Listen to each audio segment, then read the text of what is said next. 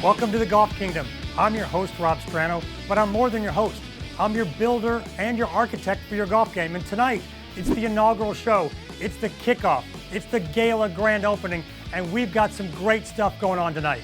This show is going to be where we come to build your game and improve your game. And every time we're going to do that, we're going to show you the blueprint for it. Here's the blueprint for tonight's show. We start off right off the bat with our pop culture segment. And tonight, it's Top Gun. I'm going to use that great movie to help improve your golf game. We followed up with a great guest that you're not going to want to miss. We've also got on the back side of the show the Junior Spotlight, where we highlight one of the best kids in the Panhandle. And you know what? We might talk about one of the building blocks for their game to help you build your game. The show ends with It's a Time to Rise. It's the motivational segment to get you fired up to go out and play your best golf. Are you ready here on the Golf Kingdom? Because you know what? It's time to build. The Golf Kingdom, brought to you by Essentia Insurance, TaylorMade, and Executive Air Conditioning.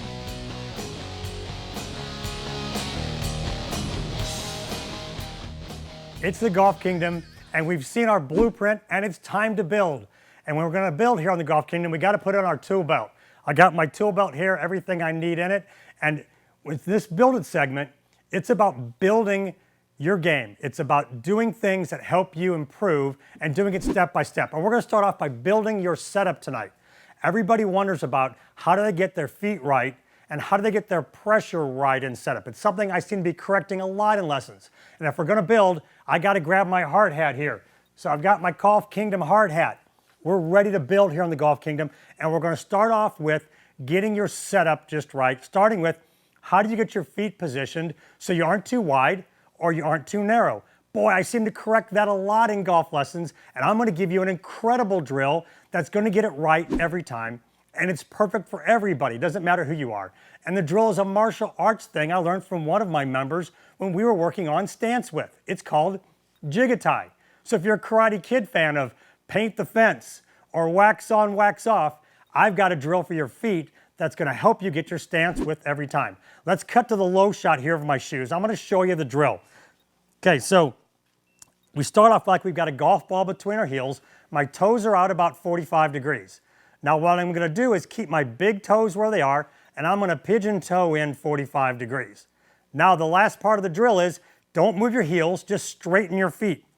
If I straighten my feet, I come in perfectly at shoulder width. Now Daredevil, come back to the big wide shot of me, and I'm going to do the drill for everybody to see. And you can see me come in at shoulder width. So golf ball between my heels, toes out 45. Now keep my toes where they are, pigeon toe 45. Now I straighten my feet, and look at that. I am perfectly shoulder width. Now, if I have a driver, let me grab the driver out of my bag here. Don't need the head cover on this, so throw the head cover over there. So once again, if I do Jigatai, shoulder width will be my driver width. So now I'm going to go pigeon toed 45, straighten my feet. There's my driver width right there. Now here's where it becomes totally customizable. If I move my right shoe in an inch, there's my long clubs. I move it in another inch, there's the middle clubs. I move it in one more inch, there's my short stance width right there for a short club. So that was driver. I'm going to grab another club here. So come to my bag with me. Let's just grab, let's go long to short. So now I'm going to grab my 54 degree here. I'm going to do Jigatai. So I'm going to go in 45, straighten my feet. I'm going to put the club down. Now I've got to come in. There's my drive. There's my driver. There's long. Here's medium. Here's short. So there's my short arm setup, perfect for a short club. 4 little adjustments. We start off, we get shoulder wide for our longest club, our driver. We come in an inch for long clubs, in an inch for the middle clubs in the bag, and in an inch for short irons. Now we've got an easy way to find our stance width every single time. And you're not wondering, oh my gosh, am I too wide? Am I too narrow? It's easy to make the adjustment and easy then to move when you swing a club. This is a great build-it part that helps your setup. Now, I got something really cool I'm going to show you. We're going to come over to the screen. I've got on some special shoes. Daredevil, let's zoom in on these shoes. The Predator feet there, we call them, on the screen. But these are shoes by a company called Salt Adventure. Go back to the screen where we show the movement. You can see as I step on them, you can see the pressure changing in my shoes. So these shoes measure, am I standing on my left foot? Am I standing on my right foot? Everybody comes to me sometimes leaned way too far on their front foot. So come back to me, Daredevil, on the big screen here. I see a lot of players that come to me and they're leaned way on their front foot like this, and then they tip like that going back and they never shift their weight. I'm going to explain pressure on your feet using the Salted Venture pressure shoes. These are such a cool thing to have, and you can wear them at all times. You can use your phone, you can use your iPad, have it right there when you practice, and you can see, am I setting up correctly? Here's where everybody messes this up, and you'll see it on the screen here in a second. When we set up, we feel like we're 50-50, but when we tip this way with our shoulder down, we feel right heavy. But what you're going to see on the pressure shoes is a different value. So we get this leaned left position to compensate because we feel like we're tipped to the right. Let's come over to the screen here and let's look at this. So I'm going to come over to the screen, I'm going to look at myself. I'm going to get myself to where I feel nice and 50-50 on my feet. So I'm working to find 50-50 on there. My pressure, get it pretty close. Okay, got into the 50s right there, pretty close to 50-50.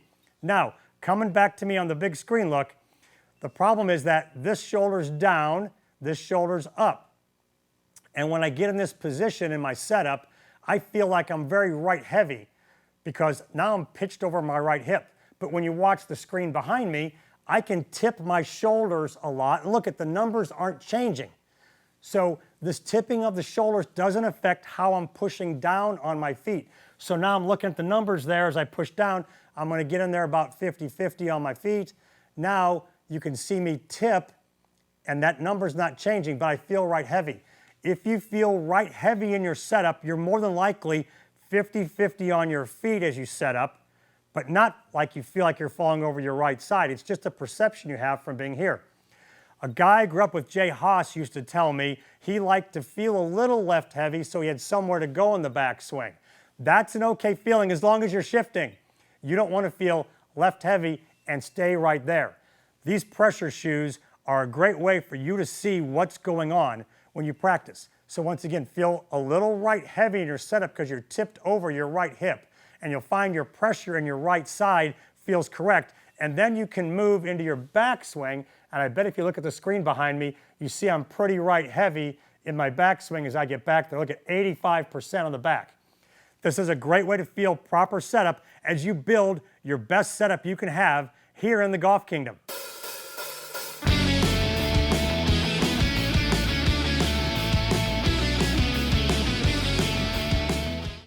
You want a golf tip that will really make this game easier? Okay, here's mine. The fastest way to get good is by finding a great coach. And the fastest way to find that person is through golfchannelacademy.com. It'll match you up with the best coaches in your area. And now you can even schedule a new student assessment. So, what are you waiting for?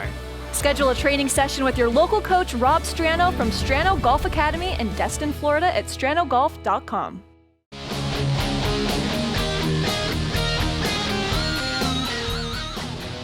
Welcome back to the Golf Kingdom. It's our pop culture segment, and we're going Top Gun tonight to help your backswing.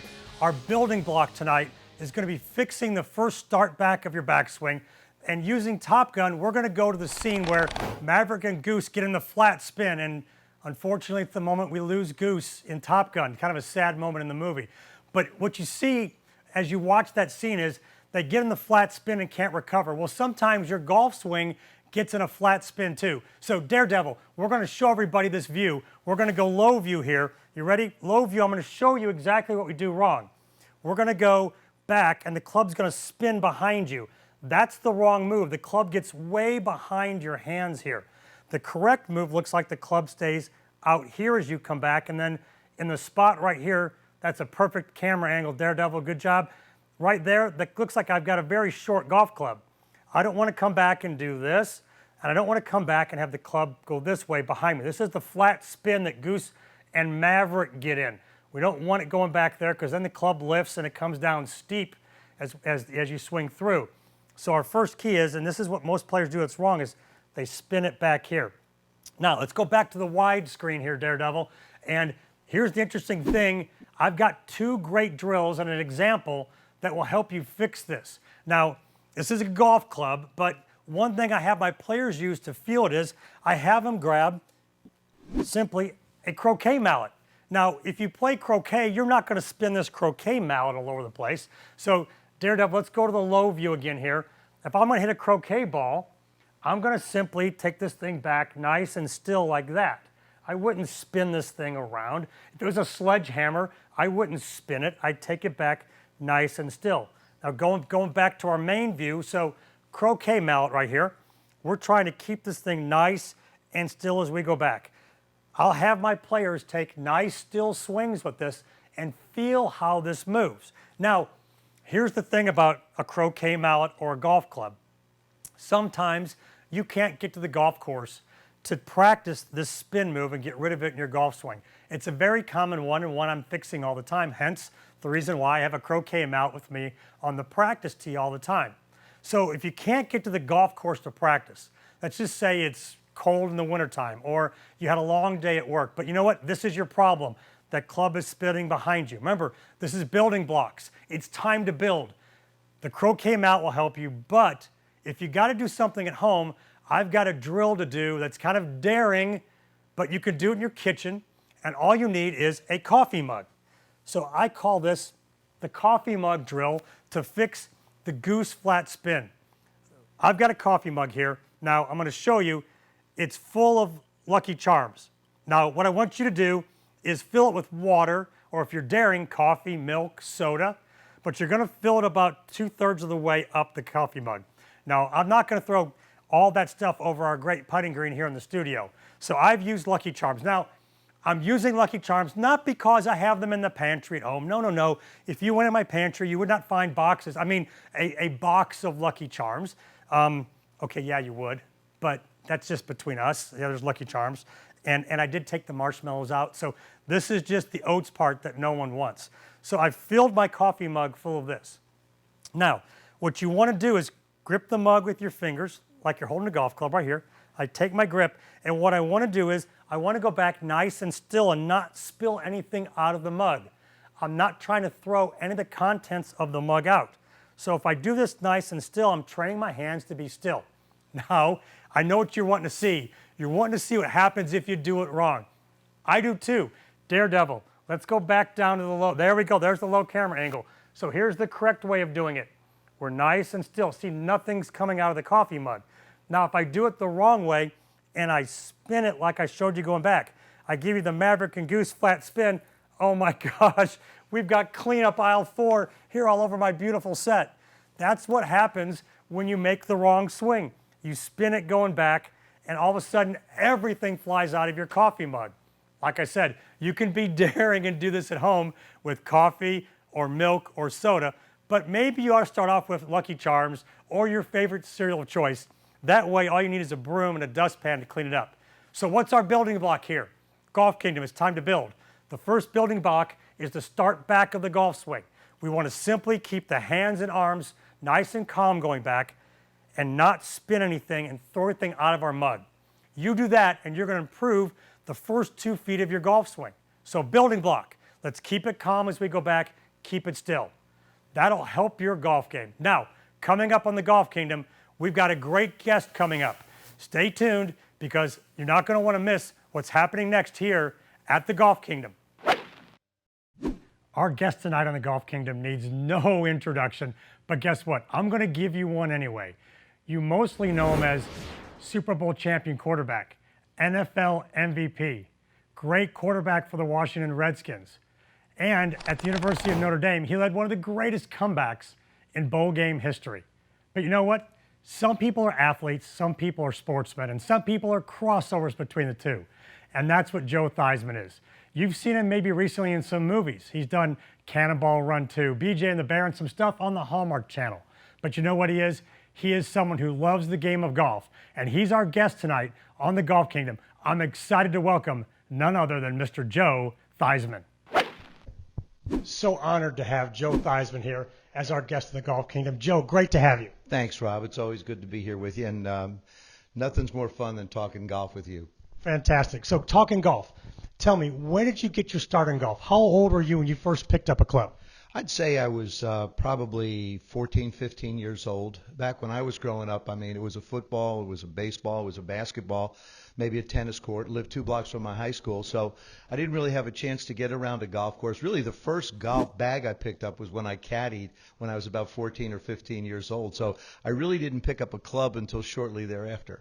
Well, I didn't know you caddied growing up, so I bet you have some great Caddyshack stories from growing up there in New Jersey. I don't even remember, to be honest with you. I mean, it was just carry the bag around. All I kept thinking was, how long is this golf course? My gosh, I mean, this bag is heavy. I mean, when you're 14, 15 years old, it's like you're lugging everything around. It's like, when is this going to end? Oh, and this guy's horrible. Please stop. So I leaned a little bit more towards football after that. So what did you learn caddying that's helped you with your golf game? I think the one thing that I learned is you have to be patient. Patience is so important, and it's one of the things I've worked with my boys, to really give them an opportunity to be able to understand that things don't happen real quick. And if something bad happens, you'd want to go past it. You just can't hang there and dwell over it. And that's the one thing I learned. It's the same thing. It's the same thing watching other people play the game of golf. I watch people get upset, and I think, what do you have to be upset about? You're playing golf. It's the most beautiful thing you can do. That's true. And now you mentioned your boys. Now I happen to know you and your boys have a little challenge match, a little title competition. Who's got the title belt in the Theismann household right now? Right now, Patrick, my youngest, has the trophy that we pass around. Joe is my oldest, Patrick is my youngest, and of course the three of us. And when we get together, we always make it a tournament round. And right now, Patrick has kept he's kept the trophy for quite a few years now, but it's time for him to lose it. It's time for you to get it back. Now, how did that all come about? When did that first Theismann Family Challenge happen? Do you remember? Well, I think Joe was probably in his middle 20s. Patrick was a little bit younger than that, actually quite a bit younger than that. But I wanted to get the three of them out on a golf course. And really the reason why I wanted them on a golf course was I wanted them to learn how to be patient. I think the hardest thing in life is to not go at things so full bore. Take the time to take a step back, and if things don't go well, how do you handle it? So to me, golf is a series of life lessons, and I wanted the boys to experience that. And it was a great way, sort of a teaching moment, a great way to teach them things and yet enjoy ourselves as well. That's very cool. Now, question for you. Great football career. What was your best year as a quarterback in your mind? I think that my best year was the MVP year, 1983. I mean, you reach a point, you get in what's called zones, where you feel like when you throw the football, it's going to go exactly where you want. It's going to get there exactly the time that you want it to get there. It's going to have the proper trajectory. You're going to get it out of your hands. And 1983 was, I think, the culmination of a lot of hard work for me. And you wanted to try and stay at that level. But to be able to look down the field, to see a receiver, to release it without even thinking about it, that was the year for me. Again, I'll go back to the game of golf. It's like when you stand on the tee and you start to think yourself through things, it really gets hard to play the game. It's the same thing with football. When you drop back and let the ball go without thinking, you let that take over. You let your body take over. You let your mind take over. They become one. And then all of a sudden the clutter starts. The problem with golf is when you hit the ball, you now have to walk to where it is. And during that period of time you're walking to where it is, your mind starts to wander. Well, what about my left hand? Did I fire my hip enough? Oh, look at the lie. Oh, my goodness, look at the wind. What's happening? And all of a sudden, you've convinced yourself that you can't do anything right. That's what I love about football. It was actions and reactions. You really didn't have time to think. The minute you thought on a football field was the minute you were going to be late with everything. And so that was your best year as a quarterback. What's your best year as a golfer? What was the best year where you could go back and go, man, my game was great that year? I think when right around when I turned 50, a few years ago, I guess you could say. A couple of years. Just a couple of years back. I really felt like I was driving the ball well, I was putting well, I was chipping well, but I spent a lot of time. I invested a lot of time in trying to get the game where it is. I actually think my best golf is right now. I'll be 70 coming up here soon, and I really feel like I'm playing the best golf I can now. Obviously, technology has helped, the ball has helped, the clubs have helped, but I really feel like I have an understanding of what my body can do, and that's one thing that I think people have to understand. We can't all copy someone else's swing because our bodies are different. I've got a staple in one shoulder, a short leg on the other, so I just can't finish like a lot of guys can. So how do you manufacture the game so that you can enjoy it? Play it from the tees you enjoy it at. Don't make it so challenging that you won't enjoy it. How can I get the ball in the hole? in the most efficient manner. That's the thing. It's like, how do I get the ball in the end zone in the most efficient way? Like I said, there's a lot of analogies between football and golf. And that's great stuff. Awesome start to our interview with Joe Theismann here at the Golf Kingdom. Stay tuned. We're going to come back with him in the halfway house with the Fast 5 questions. And then on the back 9, on the back side of the show, he's going to come back for some more great stuff. And we're going to talk about his time with one of the great coaches in the game, Joe Gibbs, right here at the Golf Kingdom.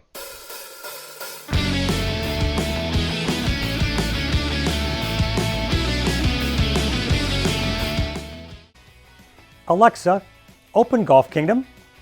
Welcome to Golf Kingdom. Here's your golf tip of the day. Welcome to the Golf Kingdom. I am your host, Rob Strano, and here is today's Pro Pointer. Alexa, stop. If you want more Pro Pointers from me via your Amazon-enabled skill at the Golf Kingdom, be sure to go there and enable it. Every day I give you a new tip, free, with your Amazon-enabled device. So enable the Golf Kingdom and you'll get a tip from me, your host, Rob Strano, every day.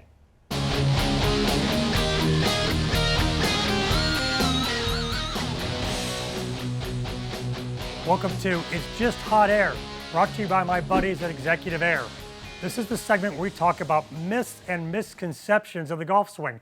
Things your friends are telling you it's just hot air, it's not real. Now, this is a good one because I hear this all the time from people as I walk around the golf course. Here's what we're talking about. It's just hot air. I hear people say all the time, hey, keep your head still, keep your eye on the ball, don't look up. Well, that's a myth and a misconception. Let me explain, and we're going to use other sports and other movements first. So right here, football. If I'm going to throw a football, and it's a Patriots ball, no wonder it's a little low on air. Oh my gosh, look at it, look at this. So I've got a Patriots ball of all things. If I'm going to throw a football, what's my first move as a quarterback? I'm going to rock into my back foot and make the throw right here. I don't throw football by keeping my head still and then lunging forward. Same thing if I have a bucket of water. I don't have a bucket of water and go to throw it by holding still, because if I do that, I'm going to throw the bucket of water. The water's going to go up and land on my head. I'm going to grab the bucket, little shift to the right, little shift to the left. So if I hit a golf ball, the thing I'm trying to do is I want a little shift to the right with my head as I go back. Very simple move, very athletic move, and a move we make normally in every part of our life. The interesting thing is I've been around golf for a long time, and you hear people say, oh, you looked up on that one, you didn't keep your head still. Well, in all my years of playing golf, I've never seen anybody hit a golf ball and look up. That's looking up. We're trying to simply get set up and a little shift to our right to where my nose is kind of moving towards my right shoe here. It's not a sway or a slide. A sway or a slide happens when the hips move like this. This hip is still going back, and I'm going over here to my right and then through forward with my head just like I'm throwing a ball. A quick drill for you to do at home. Grab an alignment stick or another club. You're going to put it on the ground, and it's going to go opposite your back foot right here, opposite your trail shoe. You're going to set up. You're going to put the club across your shoulders here, and what you're going to do is you're going to shift and try to get the sticks to match just like this. It's one way to get yourself unanchored as you moved. Do this, and you'll get over that myth and misconception of your head staying still. So this has been It's Just Hot Air, brought to you by my buddies at Executive Air Conditioning. You have problems with your heating and cooling needs or just need a new system, go see them at Executive Air, and they'll take great care of you. Part of improving your golf game is improving your strategy sometimes. And I've got the best guy in strategy in golf right here. It's Scott Fawcett from Decade Golf. He's going to talk to you right now about improving your strategy or your strategy on the golf course. Scott, great to see you today. Thanks for being here. Absolutely, Rob. Thanks for having me on. I appreciate it. Yeah, tell us, what have you got for the players? What's their first building block right now to help them with maybe making less mistakes on the golf course and improving their scores? Well, I think that really understanding that you can it's much easier to intentionally not lose strokes than it is to intentionally gain strokes. And what I mean by that is when you look at this chart right here in our stats portal, as your scoring average drops through the 70s, every 3 strokes that your scoring average drops, 70 to 80% of that is from bogey and higher avoidance, and really only about 20% of that is from actually making more birdies. when you take that all the way through to your scoring average, if it's 95, is that drops down to 79. There's 16 shots of improvement. Only one of those is from more birdies, and the other 15 are from bogey and higher avoidance. And where that really becomes useful is once you find yourself in the trees and you're thinking to yourself, man, I really don't have much of a shot here. It's really much more important to simply not make a double bogey than it is to make a par. And it's just so funny because even on the PGA Tour, they make bogey 80% of the time from the trees. If you're not on the PGA Tour, I can assure you, you're making a bogey. Just don't make a double, and that's usually not that hard to do. That's amazing. 80% of the time they're in the trees, they're making bogey. Wow. Talk to me about, you've got a great story you share about Tiger and helping his scoring average. Talk to me. Well, the same thing. I mean, it's the same thing with Tiger. I mean, the idea that it's easier to not make bogeys than it is to intentionally make birdies. In 2005, Tiger's scoring average was 68.6. Over the next 2 years, it dropped to 68.8. So his scoring average dropped actually a little bit over 0.8 of a stroke while making over half a birdie less per round. So his scoring average actually went down while making fewer birdies. And it's honestly a pretty consistent theme that you see on the PGA Tour. The direction of making more or less birdies really isn't tied. I mean, it is. It's tied directly to score, but it's not as exact as you would think. That's amazing. I always quiz my juniors on that Tiger stat and say he lowered his score. How many more birdies did it take for him to do that? And they're all guessing 2 or 3. And I go, no, he made less birdies. He made fewer mistakes. Give us a story you've got from recent play on tour where you helped someone see that and it really improved them. Well, I mean, honestly, I wouldn't even want to. Norman Zhang would actually be a perfect example of that. Here's a kid that was number 3 in the world amateur rankings, and we started working together the week before the final stage of Q School. And it's just so interesting because where I start my seminars is this idea of stop trying to make birdies. You really have to trust that by making 3.5 or so birdies a round, which is about what the PGA Tour averages, you're going to do that by birding 1.5 par 5s. You make a 20-footer every other day on average. You'll have some wedges in 9-irons, and then you're going to have a 7-iron that you weren't exactly aiming at the hole. So really, a lot of your birdies, I'm not going to say they're luck because they require good golf shots, but the specific birdie that you make is largely a function of positive variance within your shot pattern. So again, here's Norman going off to play the final stage of Q School, and I literally tell him to stop trying to make birdies and just trust that they'll be there on a golf course we know will be a birdie fest. And he winds up shooting 26 under par for 4 rounds, finishing in second place. And you just see stuff like that so consistently where once you actually go out, I mean, I don't want to say trying to not make bogeys, but essentially trying to not make bogeys, especially if you're an amateur golfer, it's just so much easier. And then let the birdies fall wherever they happen to come.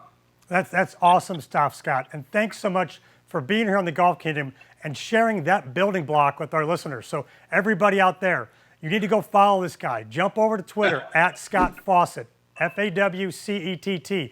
Follow him on Twitter. Great stuff out there. His YouTube channel's got some good stuff at Decade Golf. And also, you want to make sure you follow him online, playinglessons.com.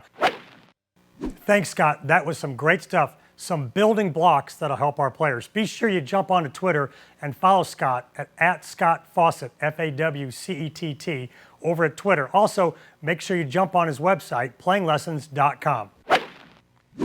It's time for our TaylorMade segment where we talk about some of the equipment and how to use it and some of the things maybe you don't know.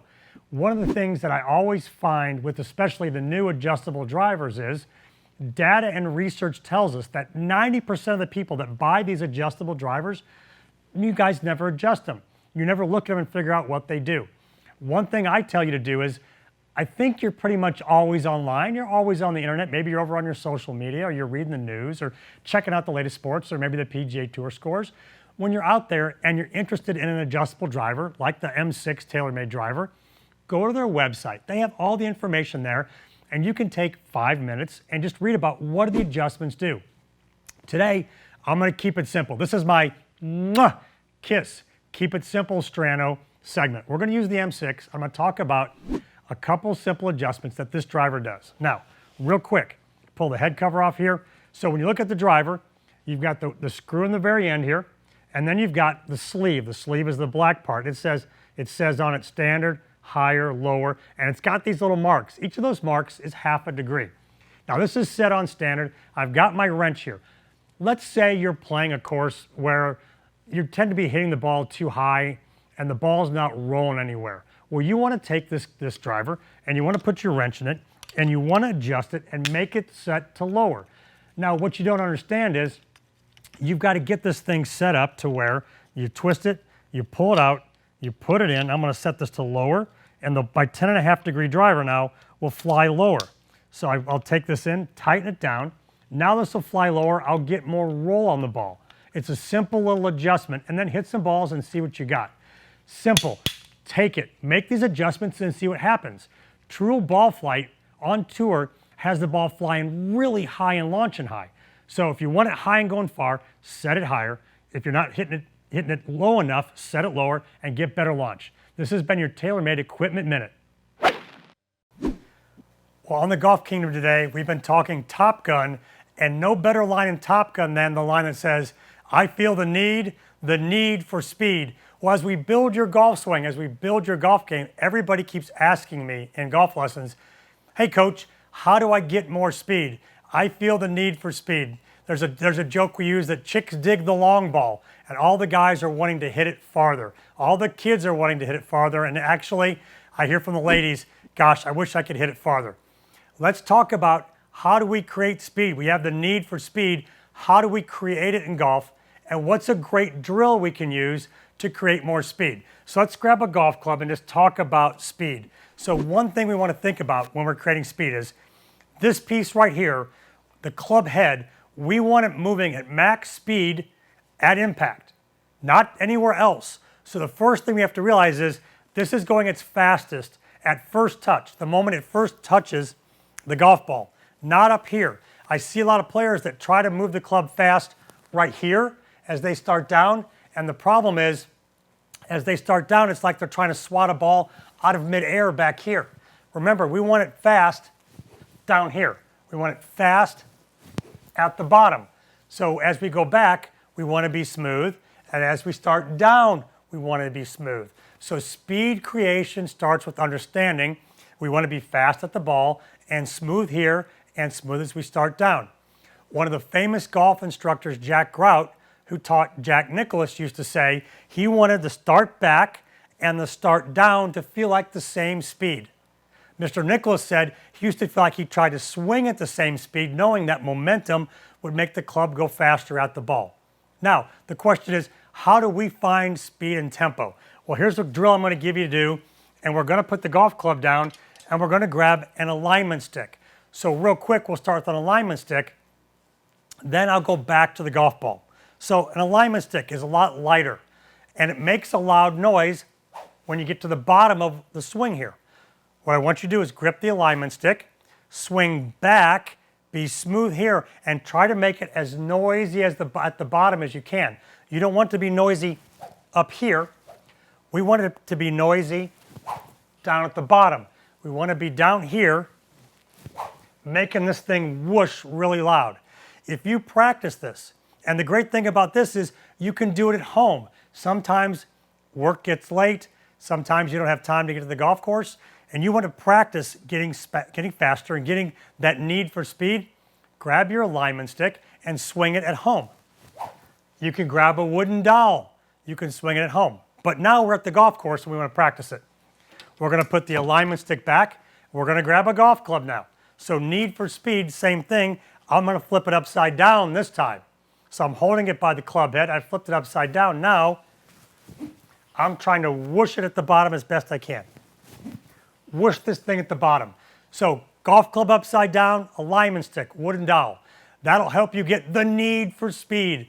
Top Gun. We all want more speed in golf. We want to hit it far.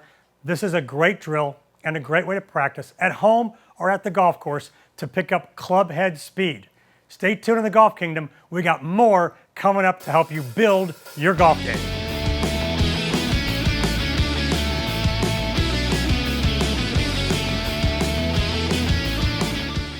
You struggle with your hands being too active when you putt? Well, Fusion Dynaline Training Aid is what you need to putt better. It clamps on your putter, you drop your alignment stick in the training aid, you put the training trident on the top of it, and then it touches your body and locks your stroke in place. It's impossible to wiggle your hands. Get Fusion Dynaline to control your stroke. Visit fusionputting.com, place your order, and get free shipping today.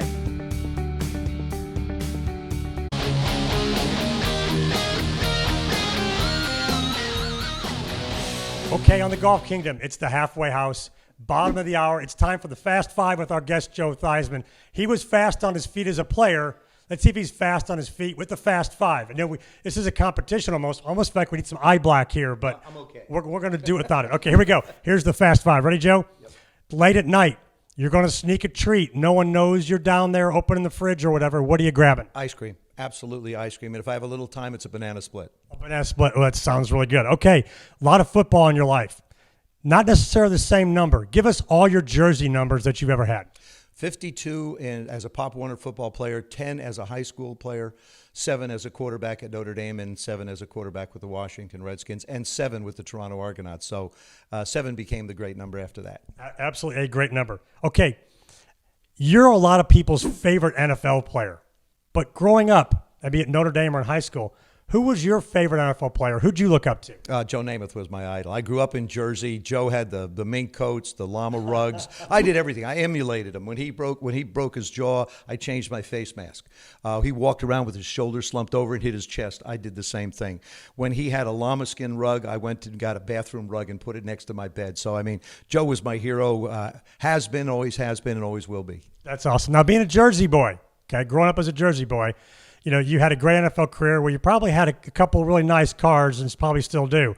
But as a New Jersey boy, what was your first car? A 1961 Volkswagen. And it had a kick-over valve to make sure that the gas didn't run out. Sometimes I forgot to fill up the extra tank, and I would run out of gas. But that was my little red Volkswagen, man. I love that thing. That's great. Okay, last question here on the Fast Five. If you could play one more Super Bowl, what team would you want to beat for that title? Obviously, the New England Patriots. They've got so many of them. Why not put them down one time? There you go. Hey, if you're going to be the best, you got to beat the best. This has been Joe Theismann once again in the halfway house for the Fast Five. Stay tuned here for more at the Golf Kingdom.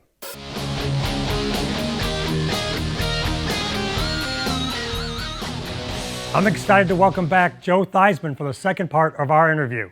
The first part, we talked about some cool stuff. Now, we're going to talk about his relationship with his coach, Joe Gibbs, and one of the best stories in football, the day he was a punter. Let's go see what Joe and I talked about. We're back here with our guest in the Golf Kingdom, Joe Theismann. We had a great chat to start the show. He ran through the halfway house Frantic Five. Now we're going to wind up with some other great stuff and continue to talk about golf. What is something you learned as a quarterback that's really helped your golf game? It's firing of your hips. It's the rotation of your hips. I think what people don't understand so often is that the throwing mechanism is the entire body, just as the golf swing is the entire body. You have to have a good foundation. You have to finish balance. That way you know where the ball's going to go when you're releasing it to throw a football. It's the same way in the game of golf. So often you hear golfers talk about balance, finishing balance. Dustin Johnson does it all the time. The biggest thing is balance. That's why he has a little bit wider stance. And it's a smooth swing. As a quarterback, when your feet get out of whack, and you don't have balance, the ball goes just about anywhere. It goes high, it goes low, it goes in the ground, it goes behind people, it goes in front of people. But as long as you can set, fire your hips, and release and balance, you're in good shape. That's great stuff for you out there. Great building block for your golf game. Understanding it just starts with footwork. It's amazing. I've heard Bob Golby tell me that a million times. It all starts with the feet in the golf swing. Well, it's the one thing that's on the ground. When you really stop and think about it, it's the one thing that is attached to the ground that can give you stability. It's the same thing with a football. When you drop back, plant your foot, and then you start to fire your hips, then the arm just follows naturally. It's the same thing with the golf swing. When you start to fire your hips, everything else sort of flows in and goes where it's supposed to go most of the time. Most of the time. Now, as a Washington Redskin, you played under one of the greatest coaches of all time in Joe Gibbs. What are some things that you learned from Coach Gibbs, not necessarily help golf, but just lessons from Coach Gibbs that you can share with everybody? I think the first thing is he's a very detailed individual. You take care of the little things and the big things take care of themselves. And the other thing is preparation. Always be prepared for the unforeseen things that will happen. Those two things, details and preparation, were the things that Joe stressed. And it was the thing that I appreciated so much to learn from him. And, you know, he probably was a great motivator too. What were some things motivationally he used to get you guys to get where you needed to be as a team? Now you're laughing. This could be good. Well, the thing was, listen, I played in an era where there wasn't free agency. Joe really didn't need to motivate us. I think one of the other great strengths that he has is the selection of people that he put on his team. I think we were charactered individuals. I call them characters with character.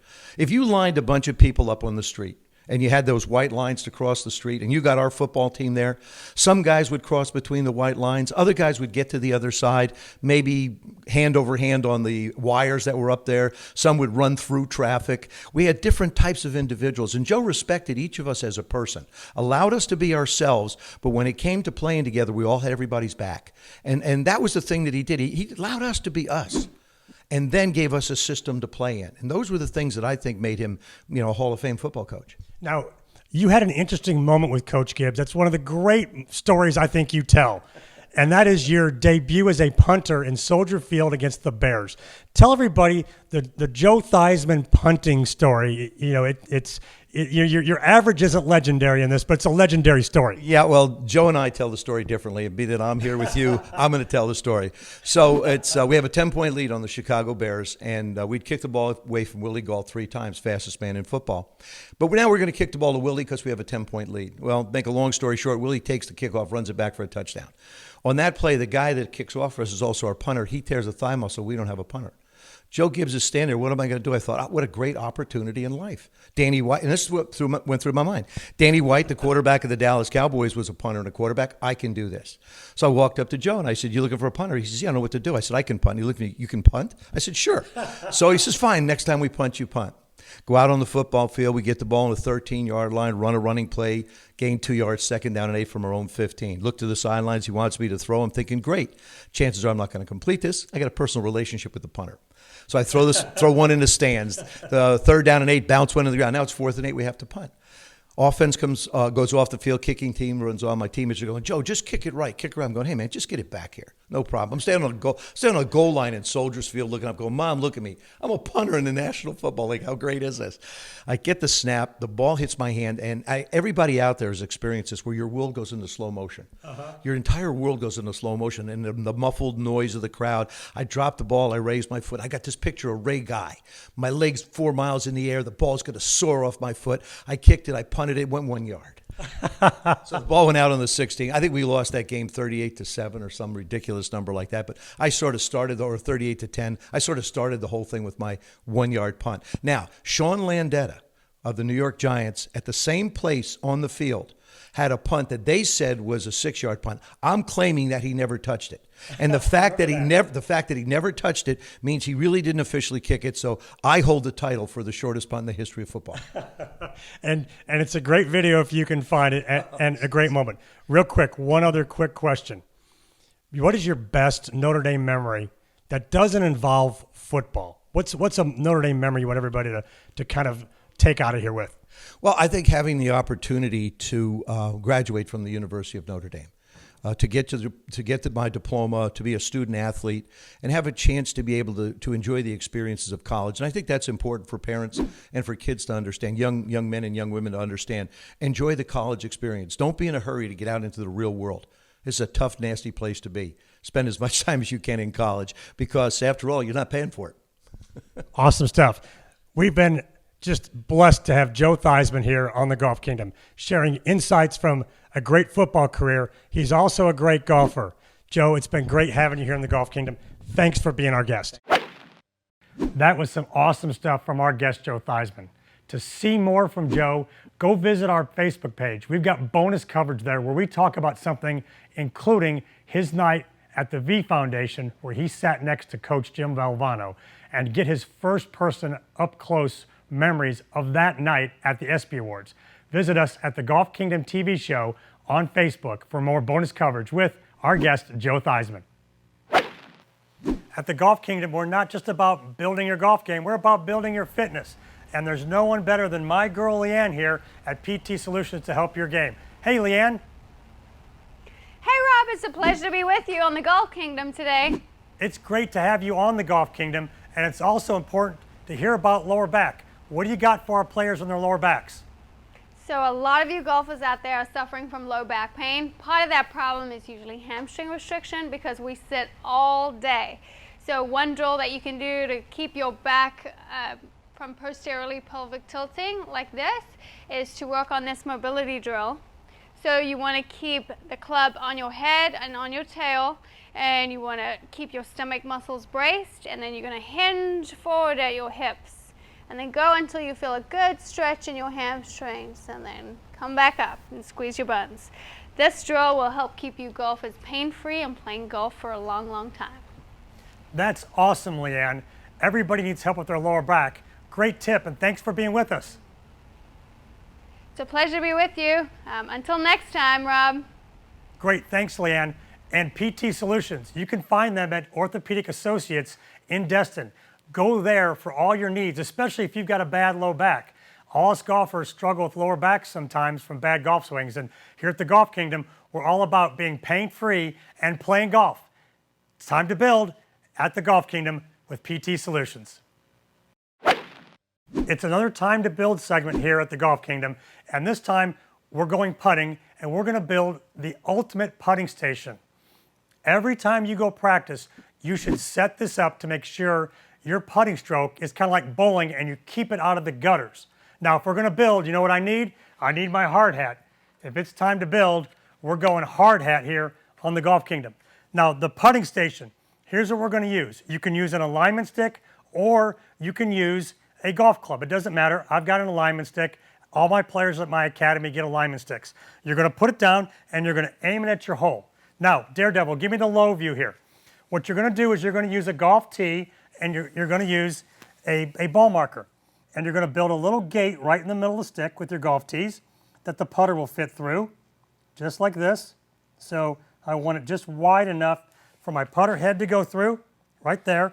And then straight back, about a foot in, I'm going to put a ball marker inward an inch. So like the width of my thumb, I'm going to move this ball marker in about an inch off of straight back. And that's the direction I want the putter to move. This will help me keep my putter out of the gutter and help me build a good stroke. So as I go back, I'm trying to bring my putter towards that little ball marker and not hit the tees as I go through. So I missed that one a little left. Let me try it again. We're going to get set up, get my line on here, get set up. I'm going to try to bring the putter back towards that marker, go through, bang, right in the middle there. Perfect. The ultimate putting station. That's what we want here. We want to get something where we can keep the putting stroke in track here. We don't want to be going all over the place. The marker in the back gives you a direction to go to, and the two little tees you've got to putt through, those are perfect to keep your path good. The ultimate putting station, we're building a great putting stroke here on the Golf Kingdom. It's time to rise here at the Golf Kingdom, and it's our last segment, our motivational segment, where we're going to talk about Top Gun again. If you remember the scene where Maverick wants to do the flyby, and he says that line we all say with our friends, Ghost Rider requesting flyby, and the response he gets is what? Negative Ghost Rider, the pattern is full. And we say that to our friends when maybe they're going to do something dumb. We say, negative Ghost Rider, the pattern is full. But a lot of times in life, we think about the pattern being full and negative, we're not going to do that. Well, let me tell you, to live life to your fullest, you got to believe you can do things. You can't let negative things keep you from going out and getting after it. As a tour player, I came out of college not a very good player. I'd put in a lot of hard work, but you know what? I didn't want to look back at life and say, you know what? I wish I'd tried to play professional golf. And I can tell you, I played 15 years of professional golf, some of it up, some of it down. But you know what? I believed it was my time to rise and to show myself that I could go out there and do it and believe in myself. What I'm telling you is, don't get into this negative thing that I can't do it, the pattern is full. Negative Ghost Rider. I want you to think positive things. I want you to believe you can do stuff. For example, I grew up in Belleville, Illinois, with Bob Golby, the 1968 Masters champion, as a mentor. When Bob was a little kid, he used to jump the fence to go practice at St. Clair, where I grew up.